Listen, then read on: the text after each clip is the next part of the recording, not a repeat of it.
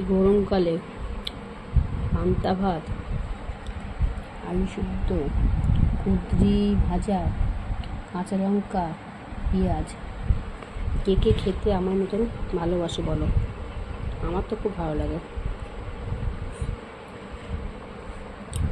তো চলো বন্ধুরা, আজকে দুপুরে হচ্ছে আমার এই মেনু। মানে এত গরমে গরম ভাত খাওয়া যাচ্ছে না, পান্তা ভাতটা তাও একটু খাওয়া যাবে। তো চলো বন্ধুরা, খেয়ে নিই।